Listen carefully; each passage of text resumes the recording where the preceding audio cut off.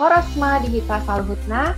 Pesan saya untuk Kartini-Kartini muda milenial yang ada di Tanah Batak dan juga yang ada di Indonesia, mari lebih bijak lagi menggunakan teknologi, menggunakan sosial media, mari memperlengkapi diri kita lagi, belajar lebih banyak lagi dan lebih gigih, dan juga jangan lupa untuk peka terhadap keadaan yang ada di sekitar kita. Kalau untuk harapannya untuk Kartini khususnya Dinia sendiri ya, bisa memperlengkapi diri untuk memaknai setiap apapun informasi-informasi yang secara cepat kita dapat gitu.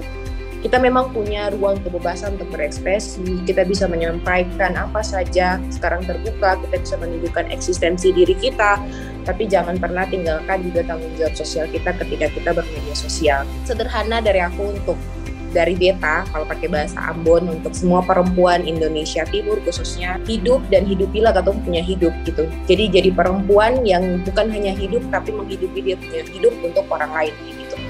Kita jangan terjebak dan mau hanya situ-situ saja. Kadang kita seringkali mau adanya di zona nyaman begitu kan. Nah, bagiku sendiri dengan cara berorganisasi ini, itu merupakan langkahku juga untuk memperlengkapi diri. Bagaimana misalnya ketika aku masuk untuk posisi-posisi strategis, itu juga salah satu bagian untuk bisa memperlengkapi diri dan juga memperjuangkan bagaimana kita bisa memberikan pengertian, pemahaman tentang emansipasi perempuan itu sendiri. Kartini milenial di seluruh Indonesia di masa digital ini harus terus belajar, berani mencoba, pantang menyerah, dan peduli terhadap wanita yang lain. Dan di dalam melakukan apapun yang kalian lakukan, tanamkan nilai-nilai ketuhanan di dalamnya. Grow in kompetensnya juga harus ada, ya. Belajar sebanyak-banyaknya, tambahkan kompetensi diri. Jangan lewatkan Kartini Milenial di era digital. Hari Selasa 26 April 2022 pukul 19 waktu Indonesia Barat hanya di Rise Podcast Kingdom Business Community. We podcast with heart.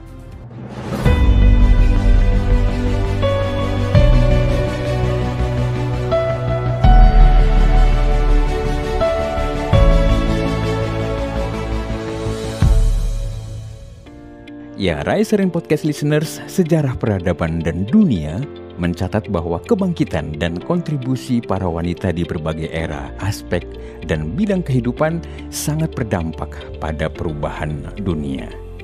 Setidaknya perubahan yang dimulai sejak pada zamannya, Raden Ajeng Kartini atau Ibu Kartini salah satu yang menjadi inspirasi dari perubahan tersebut. Seorang pejuang emansipasi, pendidikan, dan gerakan sosial di Indonesia yang sangat dikenal dengan buku inspiratifnya Habis Gelap Terbitlah Terang. Sejarah kemudian membuktikan bahwa pola pikir, sikap mental, dan kontribusi nyata dari perjuangan R.A. Kartini melahirkan living legacy bagi emansipasi, bagi perempuan, dan bagi bangsa Indonesia.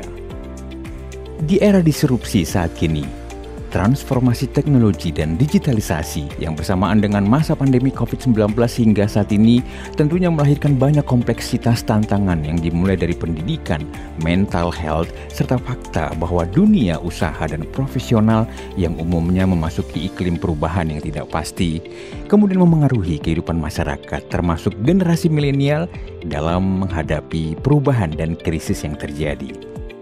Secara khusus, transformasi digital melahirkan kompleksitas perubahan seiring fenomena disrupsi yang semakin marak, termasuk perubahan dalam gaya hidup, dalam beragam bentuk eksistensi generasi muda milenial dalam setiap aspek hidup mereka di era digital, baik dalam ruang lingkup bisnis, profesi, organisasi, dan pendidikan spiritual dan sosial.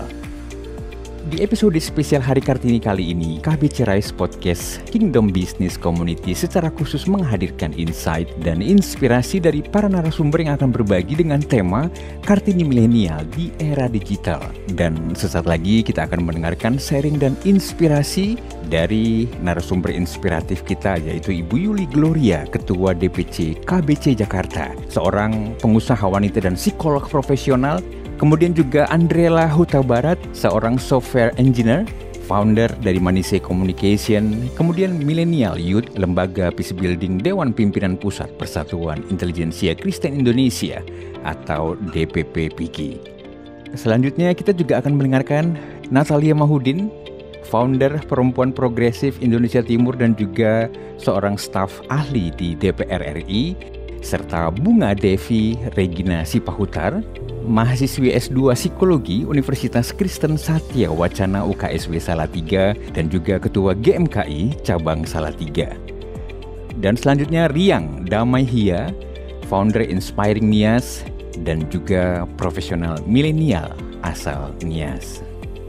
Kita akan segera menyimak bagaimana pandangan setiap narasumber terhadap eksistensi, kontribusi, dan pengaruh perjuangan emansipasi dari R.A. Kartini dan relevansinya dengan transformasi digital yang terus terjadi hingga saat ini. Saya mau mulai dari Ibu Yuli Gloria, kemudian selanjutnya Andrela, dan diikuti oleh Natalia, Riang Damai, dan kemudian nanti ada Bunga. Terima kasih Pak Charles. Baik, kalau kita flashback kembali ya, bagaimana perjuangan Ibu Kartini pada saat itu, sudah 100 tahun lebih ya, pada saat itu memperjuangkan bagaimana para wanita ini bisa mengenyam pendidikan yang lebih tinggi, setara dengan laki-laki. Nah, hari-hari ini kita merasakan kontribusinya yang luar biasa. Di masa digital ini tidak ada lagi yang namanya, oh digital hanya untuk laki-laki saja. Tidak. Asal wanitanya mau belajar, kesempatan itu begitu terbuka luas. Apalagi di masa pandemi ini ya, biaya untuk belajar itu jauh lebih murah. Namun para wanita harus melek teknologi untuk bisa belajar. Nah, karena kontribusinya sudah begitu luas, begitu besar pada saat ini, para wanita gunakan kesempatan ini sebaik-baiknya. Karena ya tidak ada lagi ya perbedaan antara gender laki-laki maupun wanita. Kita sebagai wanita bebas, kesempatan terbuka begitu luas buat kita.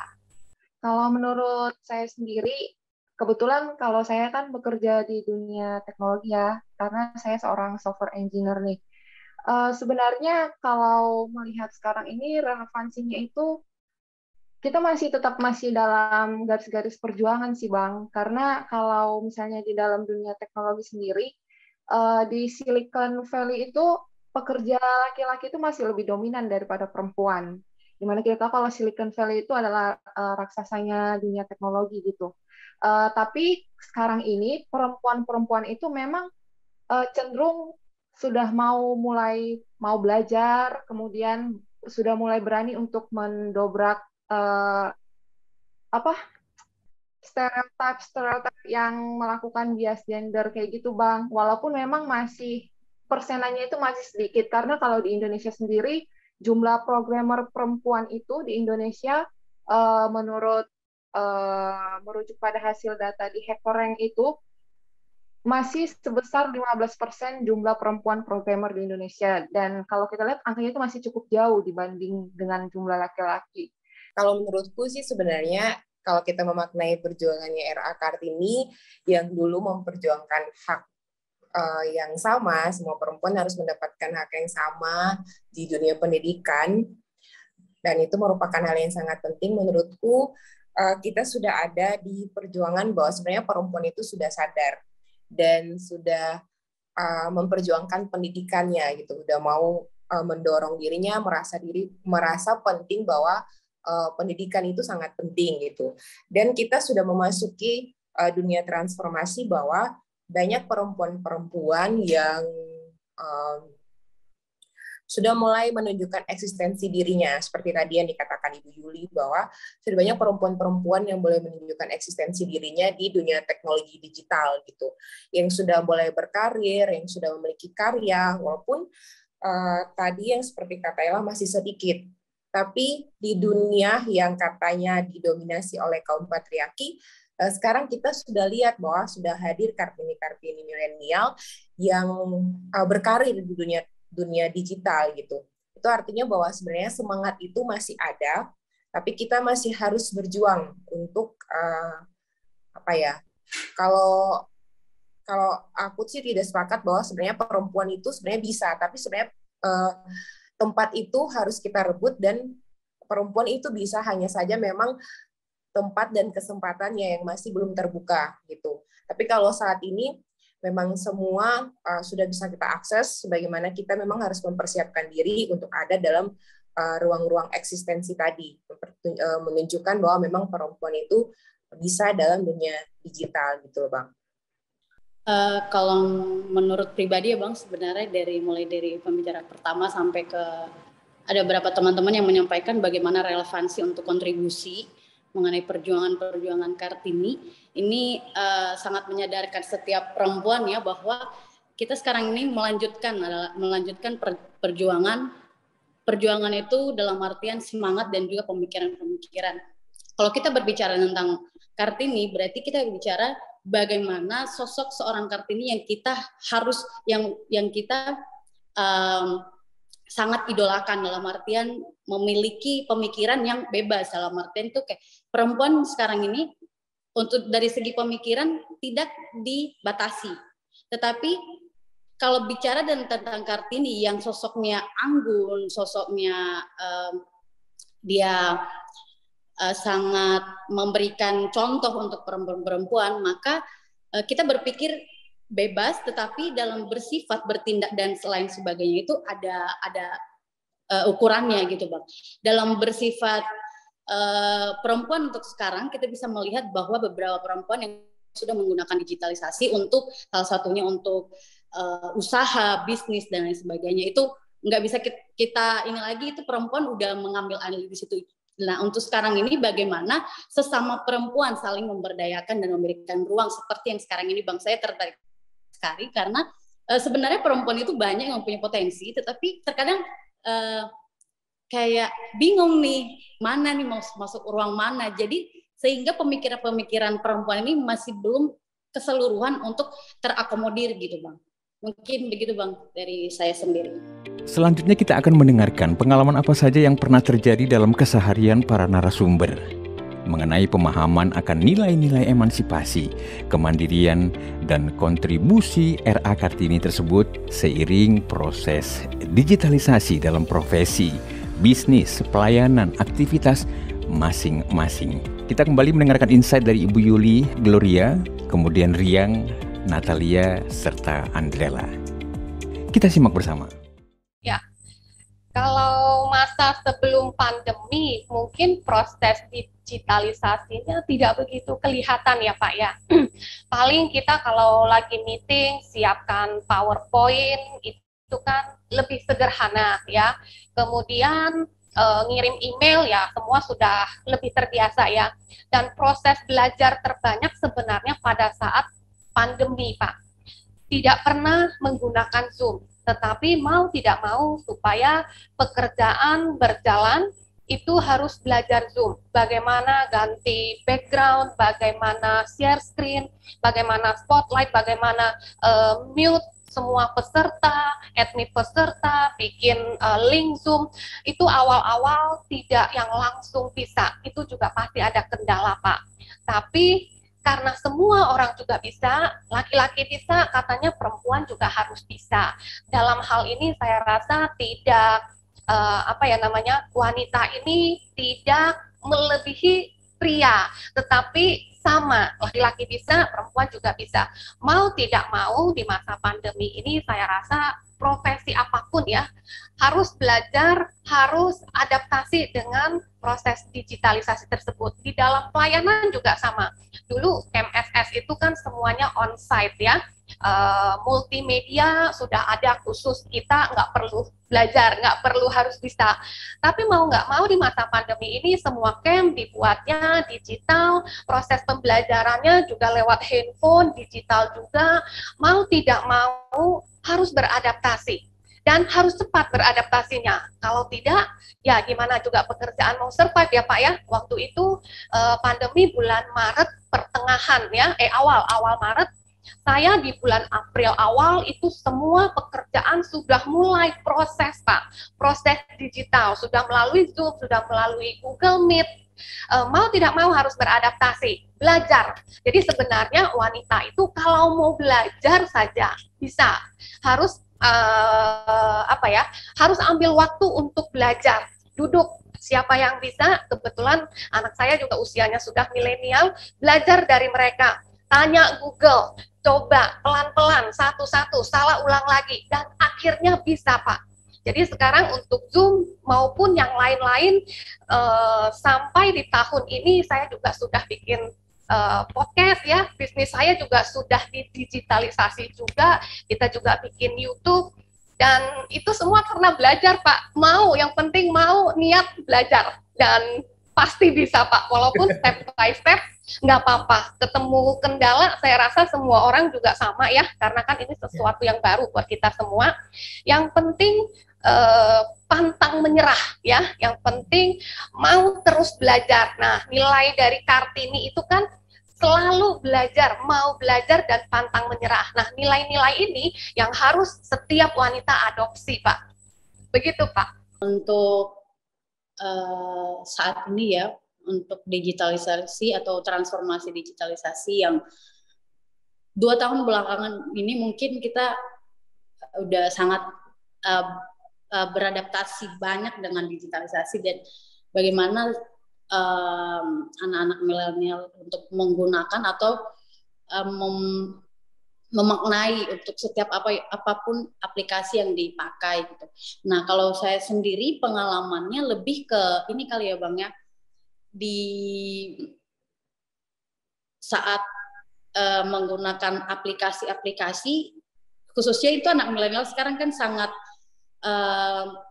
udah akrab dengan namanya, contohnya booming dengan TikTok segala macam. Nah, aku tuh ngelihat banyak manfaatnya yang dapat kita ambil di situ. Tapi kembali lagi ke setiap pribadi yang dia bijak nggak menggunakan aplikasi-aplikasi itu. Banyak sekali, maksudnya untuk milenial sekarang bukan hal yang susah deh untuk menggunakan aplikasi tertentu. Nah, untuk sekarang itu karena saking mempermudah kita untuk memakai, tapi di balik itu semua juga terkadang banyak anak milenial sekarang yang hanya sekedar untuk memakai dan tidak membuat diri dia, oh ini nanti ini aku passionnya di sini, jadi aku mendalami gitu. Jadi kalau aku bilang digital baik untuk kita, tetapi kalau mamanya tidak bijak untuk menggunakannya, ini kan digital ya Bang, jadi rekan jejaknya ini akan kelihatan gitu ya Bang. Jadi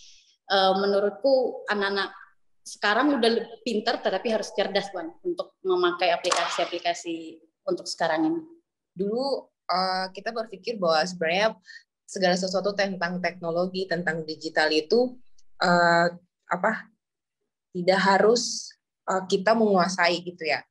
Tidak harus kita tahu, itu hanya tugasnya orang-orang yang mengambil basic ilmu tentang teknologi digital kayak gitu. Tapi semakin ke sini, paling kita hanya mengetahui dan dapat mengoperasikan itu yang mendasar gitu. Tapi semakin ke sini, semakin kita berada pada perubahan zaman, ternyata kita semua dituntut untuk dapat mengelola itu, untuk dapat tahu tentang teknologi digital, untuk mendorong basic ilmu atau profesi kita gitu. Betapa pentingnya saat ini untuk yang tadi disampaikan, memperlengkapi diri. Kalau dari sisi profesi, kan kalau di dunia politik itu kan memang kadang segala sesuatu, misalnya kita yang bertugas sebagai tenaga untuk mendukung kerja-kerja dari substansi, kerja-kerja dari anggota legislatif. Nah, segala sesuatu yang berbau substansi, segala sesuatu yang berbau politik itu kan kadang terbingkai dalam sesuatu yang berat, sesuatu yang kalau di masyarakat pun kadang mereka untuk menerjemahkannya itu juga kadang susah. Nah, semakin ke sini tuh untuk atasan sendiri, untuk anggotanya, untuk dukungan tugas kita, misalnya tugas saya, dan juga untuk menyampaikan maksud dari buah pikiran atasan ke masyarakat, ternyata kita butuh itu tadi, tools dari teknologi gitu. Jadi ketika kita dalam pekerjaan untuk menyiapkan data, untuk menyiapkan analisis, oh ternyata kita udah bisa dibantu nih oleh teknologi bagaimana menyiapkannya lebih efisien. Jadi atasan lebih mudah untuk memahami ketika kita menyajikan data atau ketika kita menyajikan analisis kita, mereka udah bisa lebih paham kayak gitu. Nah, itu juga dibantu. Nah, akhirnya itu mendorong kita untuk tidak hanya harus mengetahui segala sesuatu tentang misalnya sosial, ekonomi, tapi harus mempelajari tools-tools yang tadi untuk mengcombine kerja kita semakin efisien dan efektif ketika kita harus mempertanggungjawabkan pekerjaan kita gitu, baik ke atasan maupun untuk menyampaikan dirinya ke publik kayak gitu. Nah, akhirnya mendorong kita semakin ke sini juga, Bang. Kita semakin belajar untuk mengetahui atau mengoperasikan. Jadi yang dulu memang kerjaanku hanya menulis analisis, misalnya menganalisis data. Nah, sekarang aku udah mulai belajar juga buat video, buat kalau infografis dan lain-lain itu. Nah, semakin gini udah bisa belajar, dan memang ternyata itu kita butuh untuk menyampaikan pikiran-pikiran kita, untuk mengcombine lagi, mendesain lagi pekerjaan-pekerjaan kita lebih menarik, lebih efektif, lebih efisien, dan lebih mudah diserap kayak gitu. Memang saya kan kuliah sistem informasi ya S1-nya. Tapi kan biasanya memang kalau kuliah dan di dalam dunia pekerjaan itu kan sangat jelas berbeda kan Bang ya. Jadi kalau di kuliah belajar apa, kalau di pekerjaan belajar apa. Jadi tahun 2020 waktu bulan April itu baru-baru COVID-19 ya. Saya memutuskan resign dari perusahaan saya yang lama, lalu saya mencoba ke perusahaan yang baru, yang dimana perusahaan baru ini jelas sangat berbeda dari gambaran saya, karena dari segi job desk-nya juga jelas berbeda, Bang. Memang masih sama-sama IT, tapi kalau di perusahaan yang baru ini saya dituntut untuk melakukan automation, software engineer namanya, jadi melakukan testing secara otomatis. Nah, di mana waktu saya kuliah nggak pernah saya pelajari itu. Nah, jadi selama 1 tahun, 2020, selama hampir 1 tahun lah ya, saya belajar, bekerja sambil belajar dengan menggunakan online course, Bang. Namanya itu Udemy. Jadi di Udemy ini saya belajar untuk menjadi seorang software engineer itu coding gimana, menyusun skenario yang bagus untuk testing itu gimana, sampai dengan pengimplementasiannya gimana. Jujur saya belajarnya lewat online, nggak ada tutor, maksudnya itu orangnya secara langsung menuntun saya. Paling leader saya aja sih ngasih gambaran, misalnya kalau saya menemukan bingung gimana, nanti leader saya yang menuntun saya. Dan ternyata melalui online course juga bisa loh kita belajar sampai akhirnya kita mahir menjalankannya.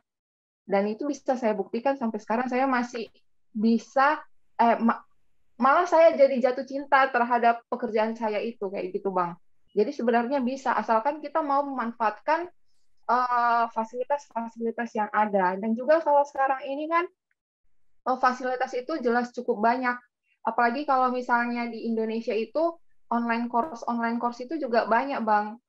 Buatan Indonesia juga ada. Salah satunya itu namanya itu Binar Academy. Punya Alamanda Santika. Dulu itu Alamanda Santika itu bekerja dengan Nadiem di Gojek. Jadi dulu dia itu Vice President of Product-nya Gojek. Akhirnya dia resign dari Gojek lalu mendirikan Binar Academy, yang dimana Binar Academy ini sekolah yang tujuannya itu untuk menghasilkan IT terbaik di Indonesia. Surviving Business and Job Climate Change di tahun 2022. Apa saja yang perlu Anda persiapkan? Kalibrasi ulang kompas kehidupan kita dengan Tuhan.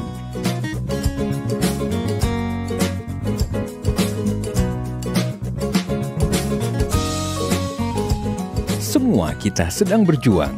Investasi diri untuk pengembangan kompetensi di era new normal.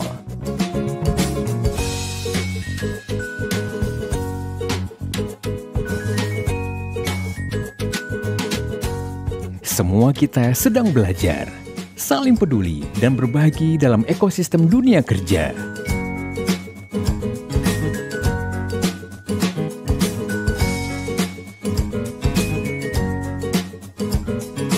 Semua kita sedang bertumbuh. bertumbuh dalam kebenaran, bertumbuh dalam keahlian, bertumbuh dalam kepedulian.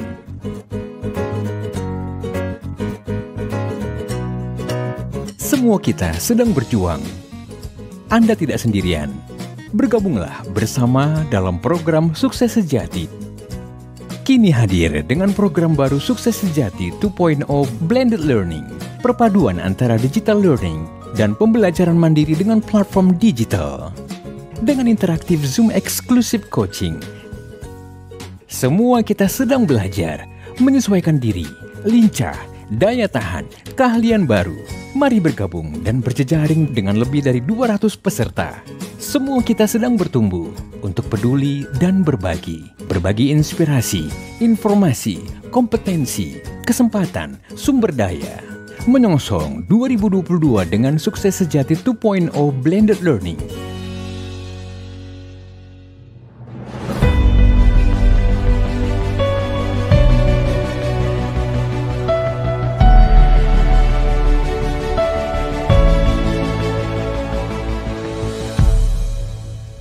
Ya, Rise Rain Podcast Listeners, hingga saat ini banyak kita temui program edukasi, pembelajaran digital, remote work, yang kesemuanya menuntut pengetahuan dan keahlian yang memadai di bidang digital dan terkait.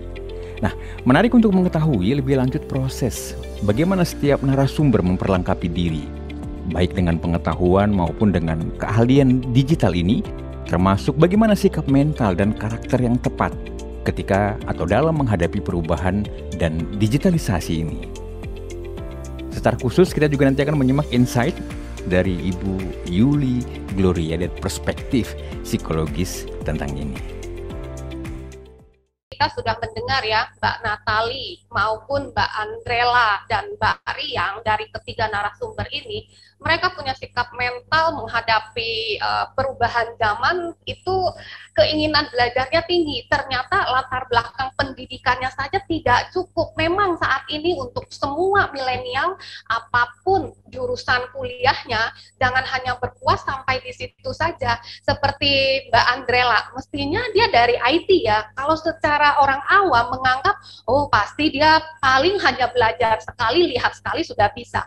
Ternyata seorang Mbak Andrela saja harus belajar lagi, harus ikut kos lagi, ya kan? Dan tidak ada tutornya di situ, paling bisa tanya atasannya, ya kan?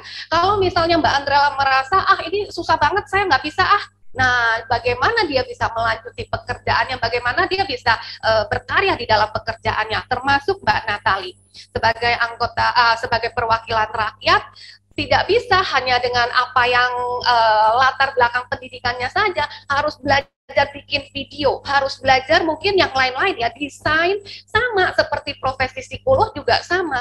Ketika dulu kita bikin PPT biasa saja, karena kita tahu masa pandemi orang pasti jenuh ya, kalau lihat PPT-nya yang biasa saja jenuh banget. Harus bikin Canva, belajar desain juga, dan bukan di situ saja, belajar edit video juga sama. Ternyata latar pendidikan kita nggak bisa berpuas hanya di situ ya. Terus belajar itu perlu dimiliki oleh setiap milenial. Jangan puas, pendidikan saya sudah yang berbau IT kan kesannya sudah pinter banget gitu ya. Mbak Natalia bisa di anggota DPR, kayaknya sudah hebat banget. Ternyata termasuk Mbak Riang itu semuanya harus belajar lagi, nggak bisa di masa sekarang ya, persaingan ketat juga.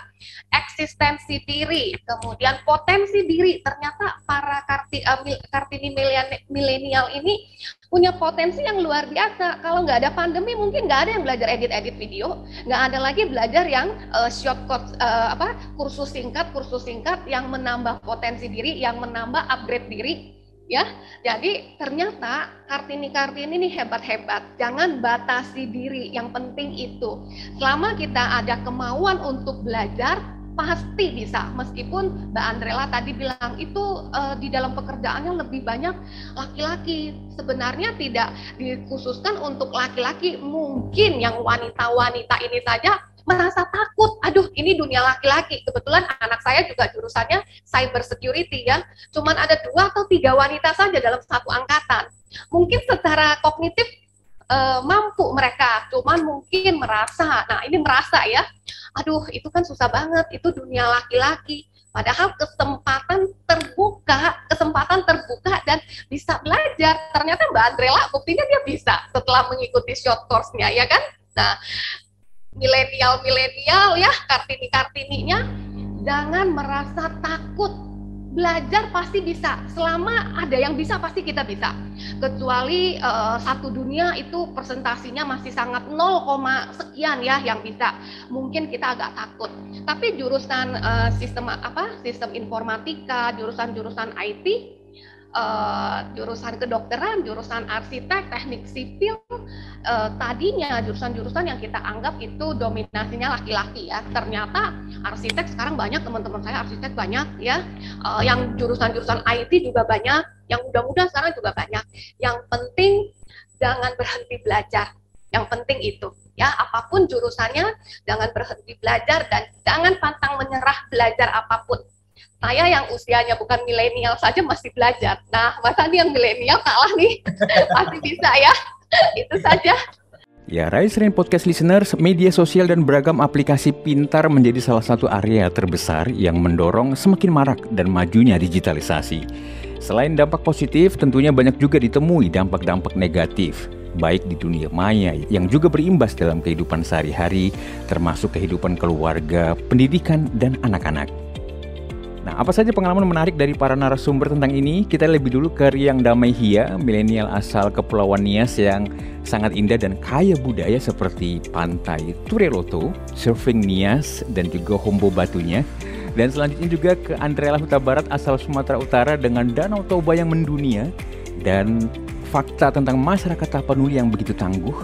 Kemudian Natalia Mahudin asal Ambon yang kaya akan wisata dan lumbung ikan nasional. Dan tentunya nanti juga akan ada Ibu Yuli Gloria, Ketua DPC KBC Jakarta, pengusaha wanita dan psikolog profesional yang akan memberikan insight tentang dampak positif dan negatif ini dalam keseharian kita. Salah satunya dari perspektif grow in truth, competence, and care. Bertumbuh dalam kebenaran, kompetensi, dan kepedulian. Kalau untuk dampak positif ya tentu banyak. Salah satunya kan digital ini membuat kita harus memiliki mindset di mana yang tadinya kita, contohnya dalam ngelamar kerja deh Bang, sekarang kita ngelamar kerja, biasanya dulu kan kita membawa surat, beberapa lampiran dokumen gitu-gitu Bang. Tapi sekarang dengan digital, dengan satu file aja udah semua itu ada dirangkum dalam satu file tersebut. Jadi kalau menurut aku tuh dampak positifnya itu satu, keduanya itu saat kuliah juga banyak banget yang kita bisa kerjakan sembari dengan digital yang sudah sangat memanjakan kita gitu Bang. Bahkan untuk kita memilih apa yang kita mau nih dengan digital. Biasanya kan contohnya kita ke mall. Kita ke mall biasanya kita disuruh untuk membeli ini itu, tapi sekarang ini dengan sendirinya kita bisa pilih sendiri dan pokoknya tanpa intervensi orang lain gitu Bang. Jadi kita digital ini juga mengajarkan kita untuk kayak lu punya pilihan sendiri gitu Bang. Memanjakan kita dengan tools-tools yang tadi gitu Bang. Nah, tapi kalau untuk dampak negatif ya Bang ya, yang aku lihat salah satunya mungkin kita terlena kali ya Bang, khususnya anak-anak kuliah. Kalau dengan Zoom bisa jadi nggak ada kejujuran kalau mamanya dia udah hadir apa enggak di dalam perkuliahan tersebut. Saat sekarang inilah kalau mamanya kita nggak on cam, kemungkinan ya mungkin kita nggak ada di tempat, tapi kita udah mengikuti itu. Mungkin itu sih negatifnya yang paling umum ya kita rasain untuk menggunakan digital ini Bang. Untuk dampak positifnya, salah satunya itu kita kan bisa bekerja secara jarak jauh gitu kan Bang. Karena juga kalau dalam pekerjaan aku juga melakukan remote karena kantor aku itu kan di Chicago pusatnya, sedangkan kami juga ada yang di Indo. Jadi kalau remote itu udah biasa bagi kami dan juga bisa sharing knowledge dengan orang lain yang cukup jauh dari kita. Tapi dengan melalui teknologi semuanya terasa gampang kayak gitu, Bang. Kalau saya ingin melihatnya dari dampak negatifnya, terutama kalau misalnya yang namanya sosial media. Kalau sosial media itu kita akses setiap hari, kita ngerasa capek. Kalau aku sendiri ya Bang, aku kadang ngerasa capek kalau misalnya nge-scroll sosial media terus-terusan kayak gitu. Eh, ya walaupun sebenarnya kita nggak tahu kalau di sosial media, sebenarnya kita tahu kalau sosial media itu cuman setitik dari kehidupan setiap orang-orang yang dia posting dalam sosial media itu. Tapi masih sering sosial media itu menjadi penyakit bagi anak-anak milenial khususnya yang overthinking lah akhirnya atau yang overwhelmed dan semacamnya ala-ala Jaksel gitu kan. Jadi kalau aku sendiri Bang, untuk yang di bagian negatif ini, aku mengakalinya dengan melakukan detox sosial media. Jadi detox sosial media itu HP aku itu aku set screen time-nya untuk akses selama 1 hari itu cuma sebanyak 1 jam 30 menit. Jadi kalau misalnya lewat dari situ, otomatis icon-icon sosial media yang ada di HP ku langsung disable. Jadi aku nggak bisa mengakses itu sampai keesokan harinya. Dan aku merasa itu sangat works buat aku sendiri karena aku bisa lebih menjalani kehidupanku dengan lebih berkesadaran dan juga masih bisa hadir di dunia nyata yang senyata-nyatanya, bukan bukan heboh di sosial mediaku gitu, Bang. Menurut aku itu sih, Bang. Kalau dari sisi pekerjaan, kita lihat dulu dampak positifnya dari sisi pekerjaan. Sekarang kita udah bisa mengerjakan apa saja dan di mana saja gitu. Jadi dalam sisi pekerjaan, misalnya aku sudah bisa membantu banyak orang. Gini, kebutuhan ketika aku di Jakarta, aku udah bisa banyak membantu orang-orang di daerah, itu hanya melalui WA gitu. Dan ketika kebalik lagi aku turun ke daerah, aku di daerah yang sangat terbatas, tapi kebutuhannya di Jakarta aku bisa penuhi gitu. Jadi bisa di mana saja sudah bisa mengakses gitu. Itu dalam sisi pekerjaan yang aku rasa. Dan kemudian juga kemajuan teknologi memberikan aku manfaat lebih juga berekspresi ketika bekerja, udah bisa lebih banyak tools yang dipakai untuk menghasilkan pekerjaan yang lebih baik kayak gitu. Itu dalam sisi pekerjaan. Kalau dalam sisi pengembangan diri, nah sisi positif dari pengembangan digital ini juga telah memberikan kita ruang, memberikan kita akses untuk kita bisa mempelajari apa saja, kita juga bisa mengetahui apa saja, dan kita bisa berkembang sesuai dengan apa yang kita mau. Itu dalam pengembangan diri ya. Kita bisa memilih, misalnya saat ini kita punya pekerjaan, tapi kita bisa menggunakan media sosial juga untuk hal-hal yang lain, untuk hal-hal sosial, untuk hal-hal untuk usaha, untuk ekonomi, bahkan apa ya, mimpi-mimpi yang mau kita capai gitu. Nah, itu teknologi udah bisa bantu kita. Hanya terpulang kepada kita gimana sih, bagaimana mengelolanya gitu.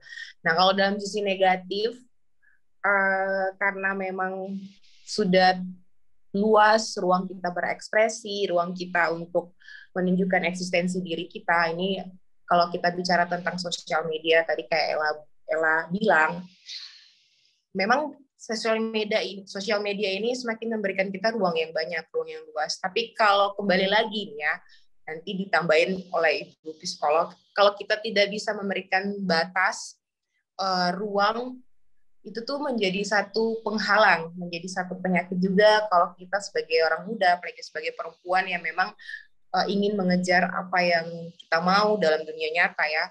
Kalau kita tidak bisa menaruh akses batas-batas tertentu, tidak bisa membatasi diri kita sebenarnya sebagaimana sejauh mana sih kita menggunakan media sosial ini sebagai tujuan yang mau ingin kita capai. Kalau tujuannya hanya untuk mengeksplor diri, kadang kan kita memaknai kebebasan dalam kita bermedia sosial sekarang ini, kebebasan sebagaimana aku bebas untuk menunjukkan siapa diriku. Nah, itu akan memberikan, kadang menurutku memberikan pengaruh negatif. Jadi kita lebih banyak selfie, lebih banyak narsis, lebih banyak egois juga untuk menunjukkan kehidupan kita kayak gitu. Padahal sebenarnya kalau bisa kita bawa itu ke hal-hal yang baik, kita bisa mencapai passion kita bisa mencapai tujuan kita dengan ruang di sosial media gitu. Nah, kemudian kalau yang paling kita rasa itu sebenarnya tekanan psikologi ya. Dan itu juga aku rasakan ketika aku menggunakan media sosial. kadang aku merasa ketika aku terlalu aktif itu memberikan sesuatu yang negatif ke diriku. Ini benar tidak apa yang aku buat? Apa aku terlalu kecanduan atau seperti apa? Tapi kembali lagi sebenarnya ada tujuan-tujuan yang ingin aku capai dalam penggunaan media sosialku kayak gitu. Nah, kalau aku untuk menyikapi dampak-dampak negatif dalam penggunaan media sosial, ya kita juga harus punya tanggung jawab sosial sebagai perempuan dalam menggunakan media sosial kayak gitu. Apa yang kita share, apa yang kita gunakan melalui media sosial kita paling tidak memberikan dampak untuk orang lain kayak gitu, Bang. Ya, menarik ya. Sekarang kita ke Ibu Yuli. Ibu Yuli bisa memberikan impresi, bisa memberikan insight gitu ya tentang dampak positif dan dampak negatif yang teman-teman Kartini Milenial baru sampaikan. Dan Ibu boleh sambil nanya juga ke teman-teman pada saat ini sebenarnya bagaimana akibat dari tekanan atau akibat dari yang mereka lakukan itu relevansinya dengan nilai-nilai seorang perempuan Indonesia, perempuan yang memang harus adaptif, yang juga memang tapi tetap memegang teguh nilai-nilai yang benar, bertumbuh, dan juga nilai-nilai kepedulian, ya. Artinya grow in truth, grow in competence, dan juga grow in care itu benar-benar bisa. Seperti apa responnya, Ibu? Impresi Ibu Yuli, ini menarik teman-teman, sharingnya faktual ya, apa yang sekarang memang ada begitu. Silakan Ibu.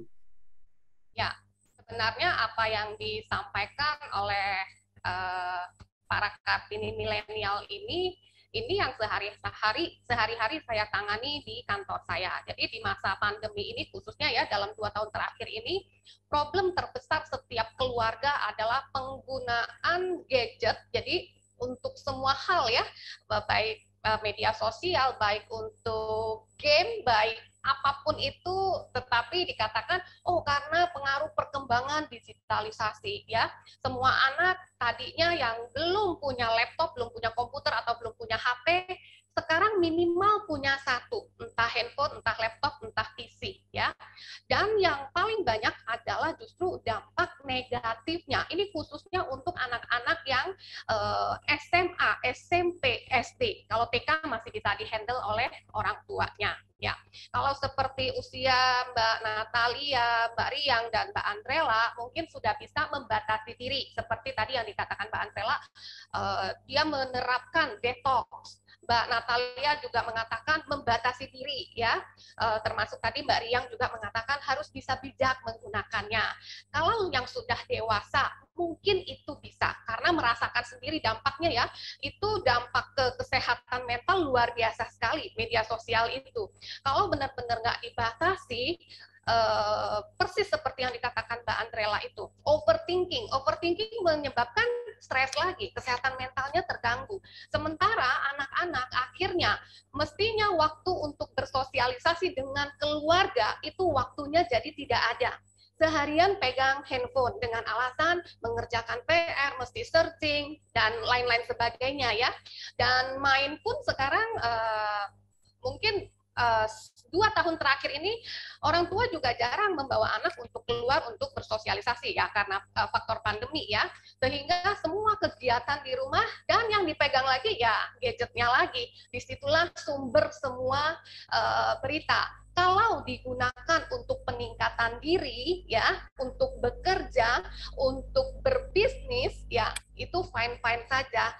Tetapi itu pun perlu dibatasi. Kalau tidak, meskipun sudah dewasa, bahkan mungkin sudah baby boomer ya, itu juga kebablasan nih Pak Charles. Karena begitu asiknya, mau informasi apa saja itu ada di gadget. Nah, kembali lagi, apa yang mau kita dapatkan dari dunia digital ini? Pengembangan diri itu fine banget, bagus banget, itu grow in competence kita dapat ya. Kemudian kita mau baca Alkitab, nggak mau buka bukunya, langsung dengan gadget itu juga grow in truth-nya dapat ya. Grow in care-nya mungkin seperti tadi yang Mbak Natalia katakan, apa yang diposting itu bukan lagi yang menunjukkan egoisme diri, misalnya salah satunya misalnya pamer ya, tidak menunjukkan itu berarti kita peduli juga terhadap orang lain. Grow in care-nya kita juga dapat.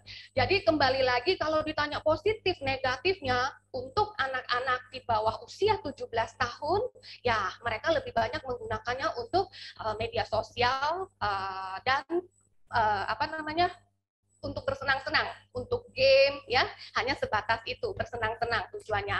Nah, kalau yang sudah kuliah, mungkin sebagian ada yang bersenang-senang, tetapi sudah mulai bisa berpikir menggunakan perkembangan digitalisasi ini bisa mendapatkan ilmu. Kalau yang dulu, orang harus ke luar negeri dulu belajarnya.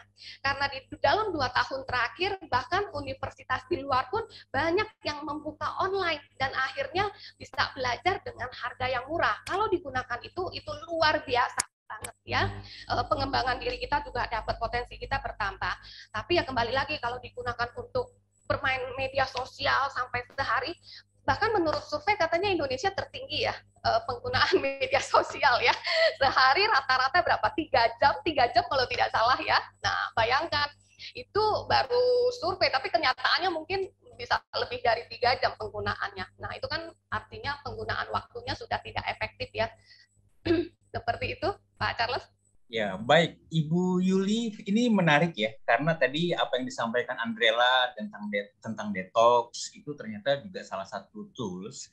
Natalia juga membatasi diri, kemudian juga yang dari aspek bijak, dan juga narasumber kita yang berikutnya ada Bunga Sipahutar, yang juga mahasiswi S2 Psikologi di UKSW, juga akan berbagi nanti tentang bagaimana sih sebenarnya para mahasiswi gitu ya, yang di UKSW itu memiliki adaptasi yang sama seperti apa. Nah, ini menarik Ibu Yuli, karena saya lihat kecenderungan yang terjadi, itu banyak orang curhat di media sosial begitu ya. Bahkan ada itu semacam anekdot atau mungkin ini hanya sekedar humor gitu. Orang posting, curhat, terus akhirnya yang punya Facebook bilang kalau ada masalah, kalau ada problem, ada ini, jangan doa sama saya gitu. Saya bukan Tuhan. Punya masalah kok di Facebook, doanya di Facebook, curhatnya di Facebook begitu. Nah, ini kan bertentangan Bu dengan nilai-nilai yang sebenarnya kita bisa pelajari dari Kartini begitu ya, bahwa Kartini itu sebenarnya punya daya inisiatif yang luar biasa ketika Kartini mengambil inisiatif peduli terhadap orang-orang yang belum sekolah, terhadap perempuan khususnya, terhadap kemiskinan juga gitu ya. Nah, dari sisi grow in care Ibu di mengatasi dampak ini, seperti apa kira-kira yang bisa Ibu sampaikan dari nilai-nilai grow in truth dalam kebenaran tadi, bagaimana mempraktekkan nilai-nilai kekristenan, keindonesiaan di dunia digital, kemudian juga bagaimana sih sebenarnya nilai-nilai kompetensi yang harus tetap diingat gitu ya, dijaga bahkan dipelajari terus sebagai pembelajar. Kemudian bagaimana kepeduliannya? Seperti apa Ibu Yuli? Ya. Satu hal yang saya paling ingat ya, setiap kita pasti sibuk dari pagi sampai malam. Mau 3 tahun yang lalu, 2 tahun yang lalu, bahkan sekarang. Mungkin sekarang lebih sibuk lagi dari awal 2 tahun yang lalu. Sesibuk-sibuknya kita. Saya ingat kepada seorang figur Maria ya. Dia menyediakan dirinya tetap duduk di kaki Tuhan, mendengarkan firman. Berbeda dengan Marta. Nah, kita sebagai Kartini milenial, khususnya 3 narasumber kita ini, sesibuk-sibuknya kita, apakah kita benar sudah meluangkan waktu di bawah kaki Tuhan dan mendengar suaranya, atau kita terlalu sibuk? Mengejar karir boleh ya, mengejar ilmu juga boleh, mengejar apapun sekarang boleh.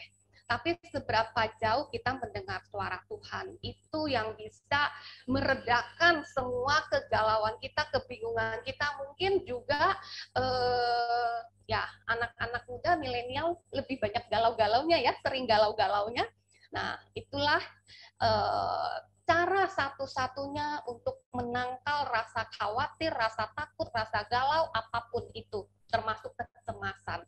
Ya, ambil waktu untuk duduk di bawah kaki Tuhan. Itu yang perlu para Kartini lakukan. Kemudian gunakan medsos itu ya dengan sebaik-baiknya, sebijak-bijaknya, menyebarkan atau isinya lebih ke edukasi ya. Sebagai wanita, apakah hidup kita bisa menginspirasi orang lain?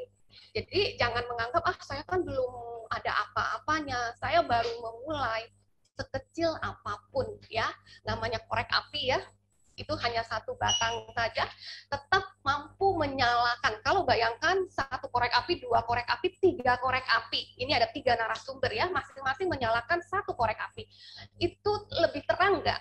Pasti lebih terang ya. Nah, melalui Anda ini, para Kartini milenial, bangkitkan semangat emansipasi, tetapi emansipasinya yang benar-benar bermanfaat ya.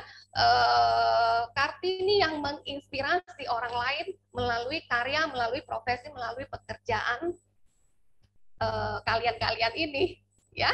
Ini kan bagus-bagus semua nih profesinya, software engineer, kemudian wakil rakyat, satu lagi tadi di NIAS ya. Nah, ini kan luar biasa semua. Bayangkan Mbak Riang menginspirasi wanita-wanita yang ada di NIAS.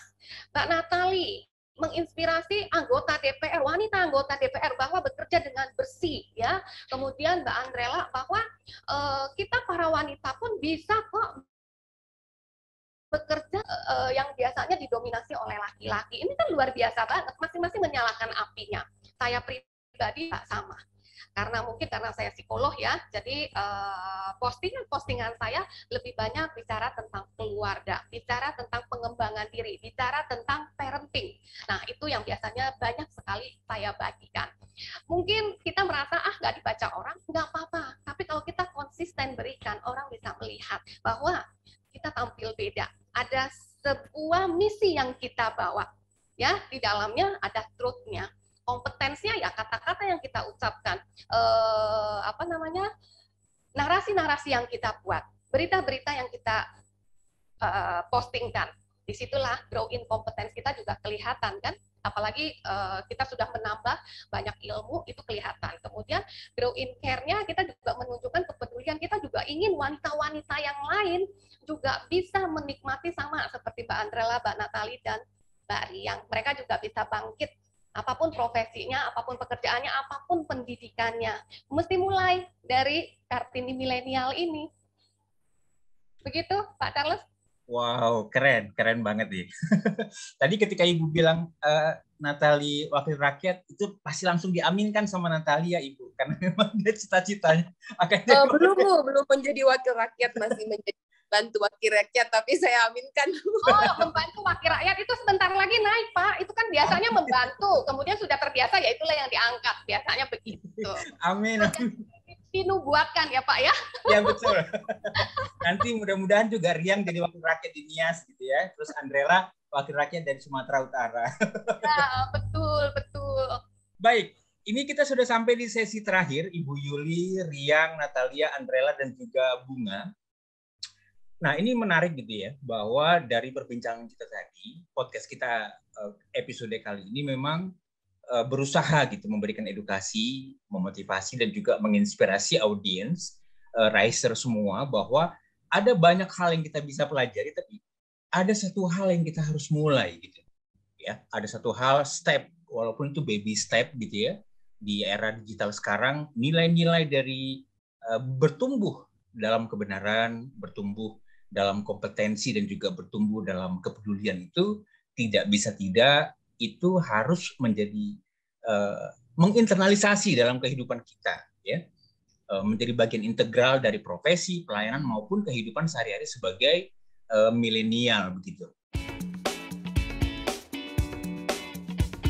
Bagi saya UKSW itu sumber ilmu, inovatif, nyaman, UKSW kreatif. Jika Anda ingin menjadi pemimpin masa depan, bergabunglah bersama kami di UKSW.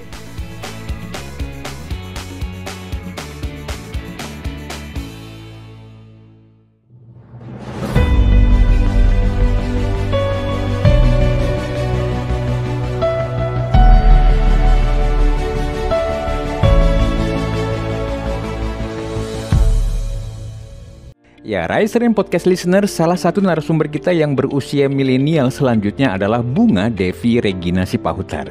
Bunga adalah mahasiswi S2 Psikologi Universitas Kristen Satya Wacana UKSW Salatiga yang merupakan salah satu kampus inspiratif yang dikenal juga dengan tagline Creative Minority-nya yang saat ini dipimpin oleh Bapak Neil Samuel Rupidara, SEMSC PhD selaku Rektor UKSW. Bunga juga adalah Ketua Cabang Gerakan Mahasiswa Kristen Indonesia GMKI Cabang Salatiga yang dalam perjuangan pelayanannya, GMKI mengusung Tripanji yaitu tinggi iman, tinggi ilmu, tinggi pengabdian yang oleh anugerah Tuhan didirikan oleh Johannes Leimena, salah satu tokoh nasional yang oleh proklamator dan Presiden pertama Soekarno menyebut Johannes Leimena adalah salah satu pribadi yang paling jujur yang pernah ada. Baik, pertanyaan pertama untuk Bunga, bagaimana pandangan Bunga terhadap eksistensi, kontribusi dan pengaruh perjuangan emansipasi dari R.A. Kartini dan relevansinya dengan transformasi digital yang terus terjadi hingga saat ini?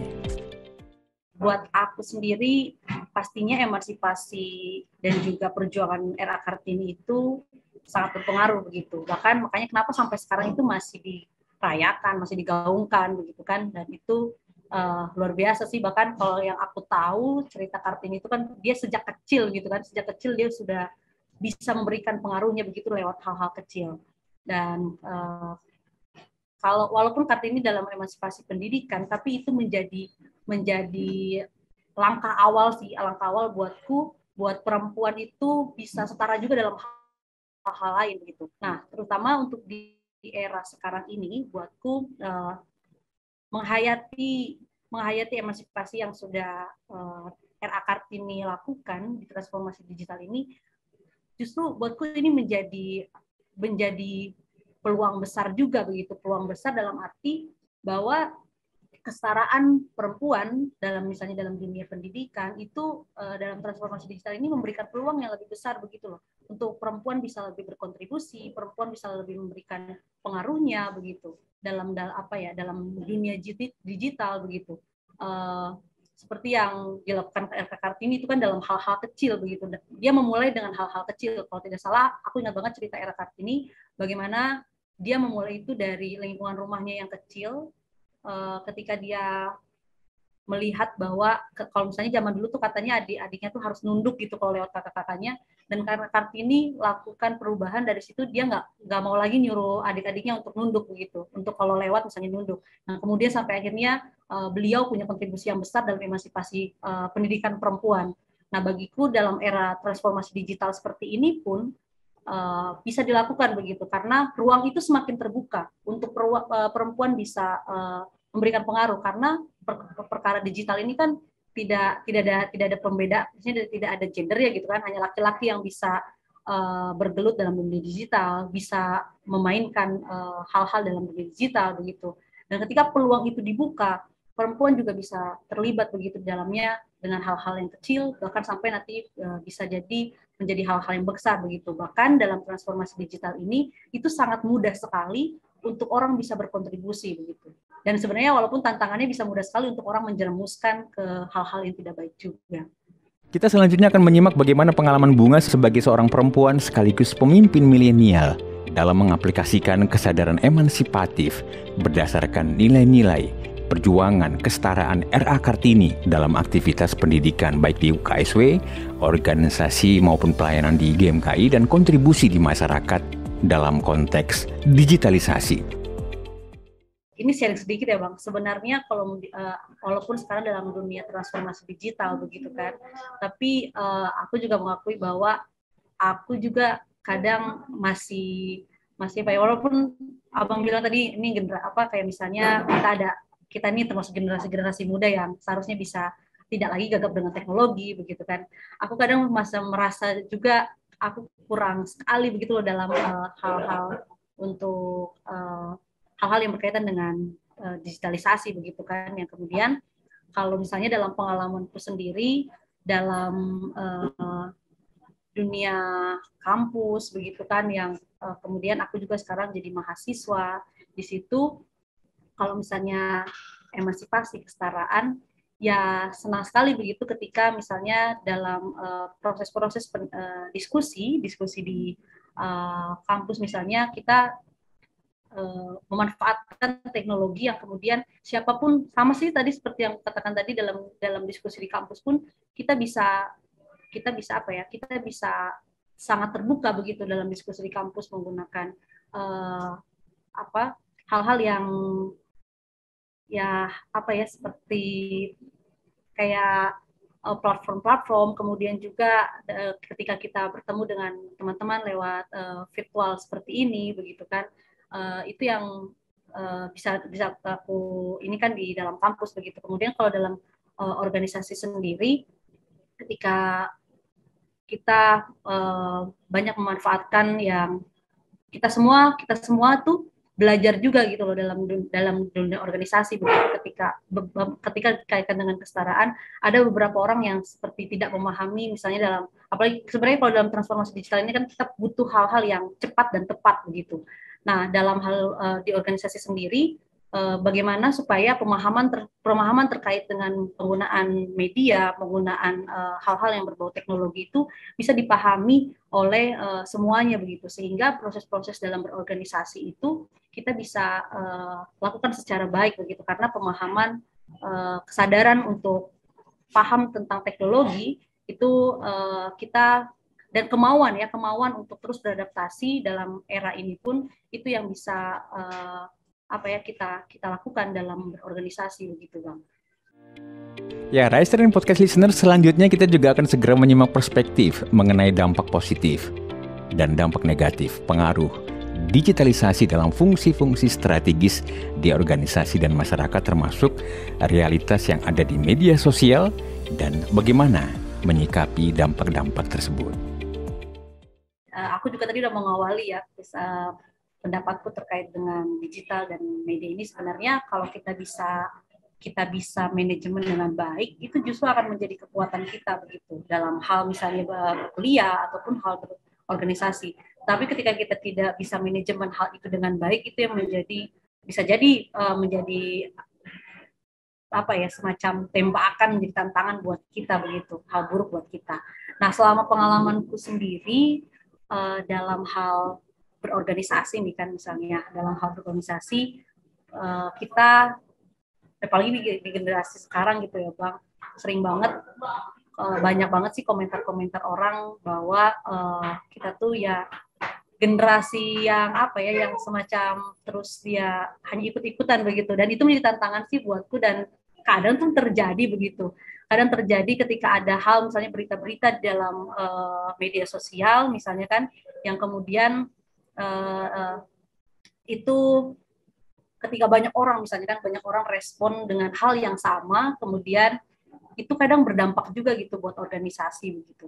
Ketika akhirnya kita dituntut begitu kan, kita dituntut yang kemudian harus melakukan hal yang sama, padahal kan kita tidak, dan tidak mesti begitu juga begitu kan. Dan ketika misalnya itu contoh hal yang menurutku bisa berdampak buruk, karena istilahnya ketika kita tidak mampu untuk istilahnya counter itu hal-hal apa yang terjadi di luar, kemudian karena mahasiswa yang lain berbuat demikian, kita dituntut juga berbuat demikian, dan kita tidak mampu, bukan tidak mampu sih, kita tidak melakukan hal itu menjadi kadang omongan-omongan buruk juga buat kita begitu kan. Kemudian yang selanjutnya, dampak dari media sosial ini ketika tidak dimainkan secara baik juga. Pertama misalnya ini kan media sosial itu sangat mudah sekali untuk viral begitu. Kadang yang dampak buruk terkait dengan organisasi, ada hal-hal kecil yang kemudian kita tidak bisa bungkus dengan baik, kita tidak bisa atasi dengan baik. Bahkan pernah juga sih Bang, dampak buruknya itu ketika ada kesalahan kecil begitu kan, kesalahan kecil yang kemudian dipotret dan secara tidak ada klarifikasi ataupun hal yang diminta untuk penjelasan, itu kemudian sekali di-share itu bisa langsung semua itu bisa langsung nyerang ke kita begitu kan, misalnya secara khusus ketika aku jadi misalnya di kepengurusan begitu kan. Kemudian juga banyak sekali ketika kita media sosial yang masih tersebar berita-berita yang kemudian kita serap dengan mudahnya, dan akhirnya itu mempengaruhi juga cara berpikir kita ketika kita ada dalam organisasi begitu. Tapi dampak baiknya juga sebenarnya ketika kita bisa kelola dengan baik, ada hal baiknya juga, kita bisa dengan gampang dan masifnya itu untuk bisa mempengaruhi ataupun memberikan dampak baik kepada orang. Karena media sosial ini kan tadi itu ya, dia ketika kita itu ya, kalau misalnya tadi kalau viral pun kalau jelek, jadi jeleknya ketahuan banyak, tapi dengan media sosial ketika kita mau berbuat baik pun itu akan dengan mudahnya kita untuk berbuat baik karena bisa dengan cepat juga begitu untuk kita bisa menyebarkan kabar baik itu begitu. Dan sebenarnya media sosial itu membuat kita juga lebih tertantang dan lebih kreatif ketika kita mampu untuk meng-frame bahwa nilai positif dari media sosial karena saking banyaknya saingan misalnya kan dalam media sosial, jadinya kita tertantang untuk apa sih ide kreatif lagi yang bisa kita lakukan begitu.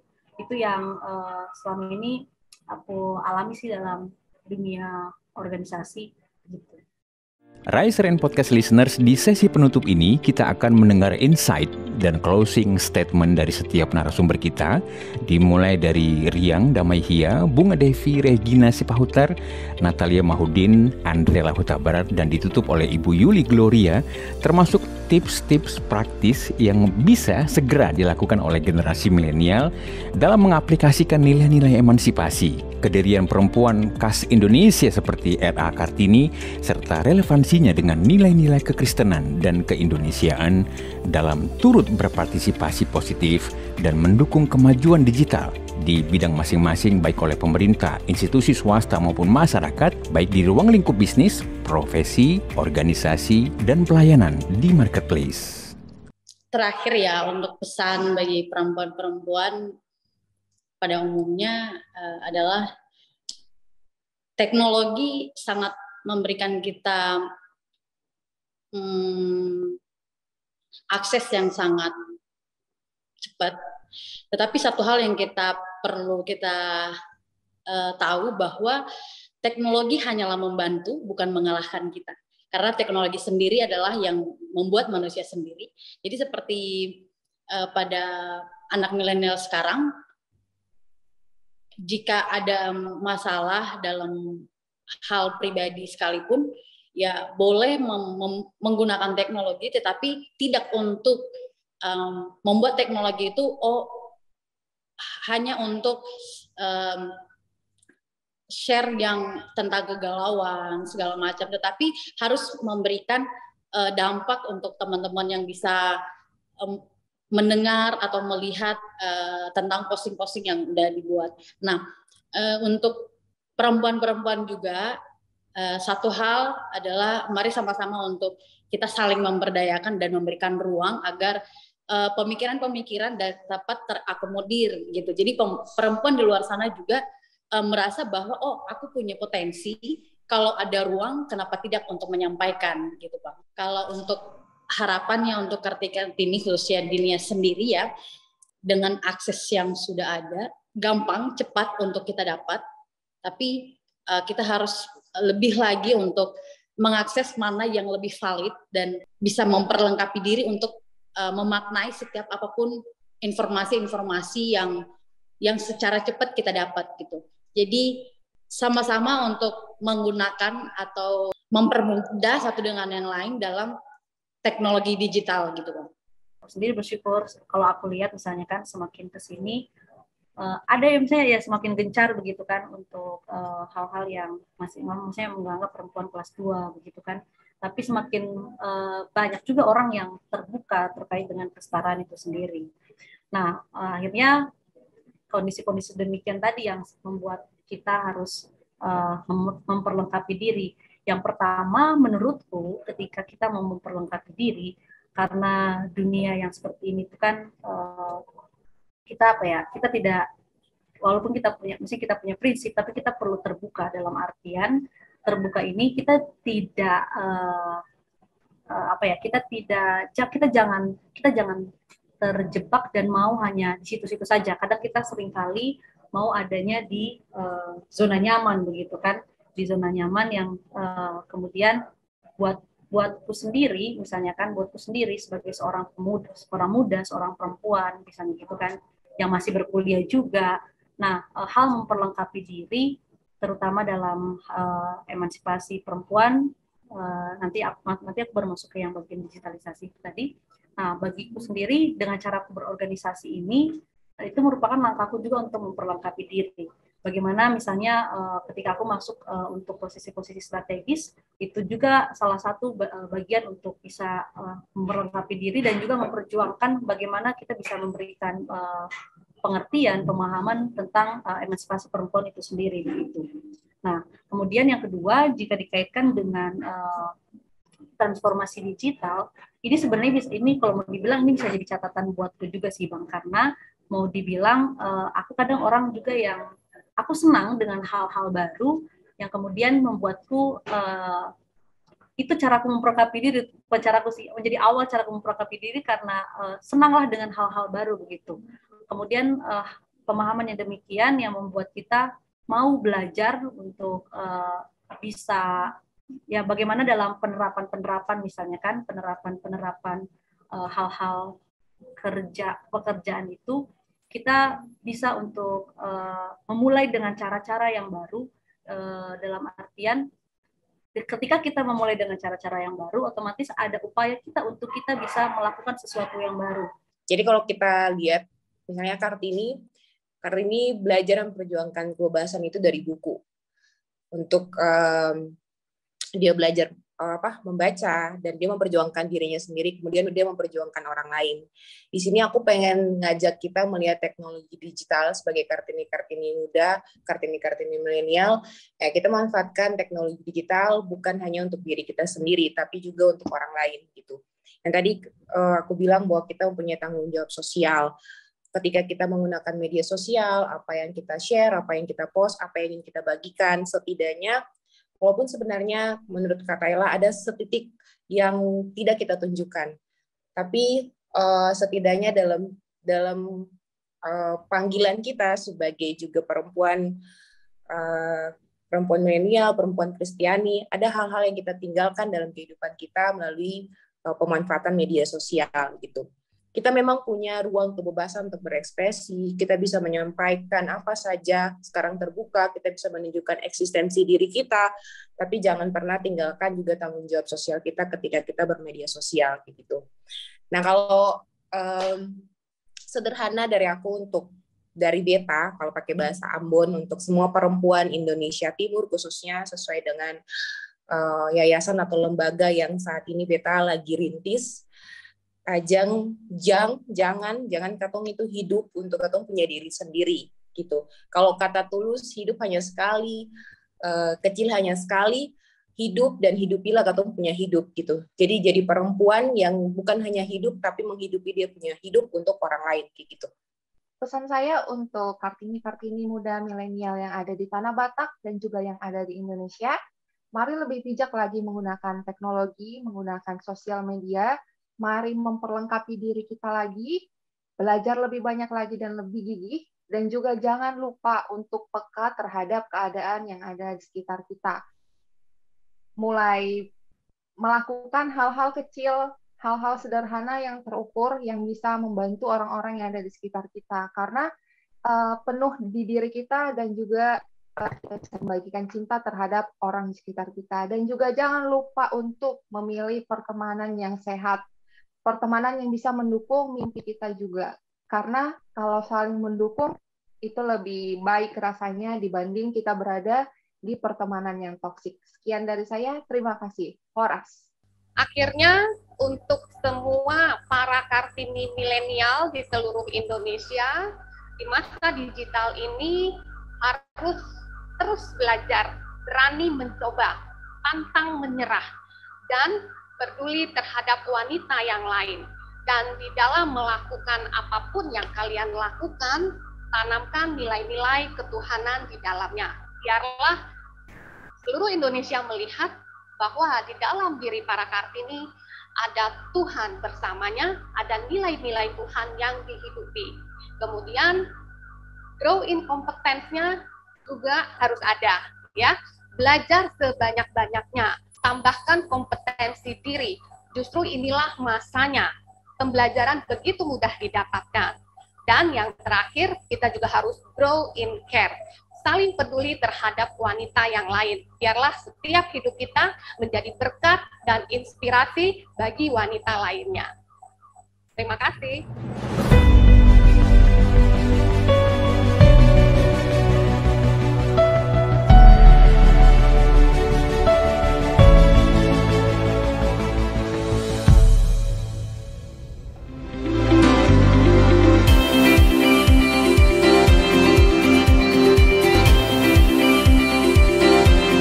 Riser and Podcast listeners, terima kasih Anda telah menyimak Rise Podcast Special Edition yang dipersembahkan oleh Kingdom Business Community. Harapan kami setiap episode Rise Podcast dapat menginspirasi Anda untuk terus mengalami transformasi dalam melakukan bisnis dan profesi Anda untuk tujuan yang mulia, membangun bisnis melalui manusia dan membangun manusia melalui bisnis. Kami mengajak setiap Anda dan perusahaan Anda untuk bergabung bersama kami dalam komunitas Kingdom Business Community. Secara bersama, kita bisa bertumbuh, berkembang, dan sukses, serta dapat berkolaborasi dalam gerakan kepedulian kepada sesama untuk Indonesia yang lebih baik. Untuk dapat bergabung, silahkan kunjungi website Kingdom Business Community di www.kbc.or.id. Atau hubungi Sekretariat Nasional KBC di 0817 131 257. Sekali lagi, www.kbc.or.id.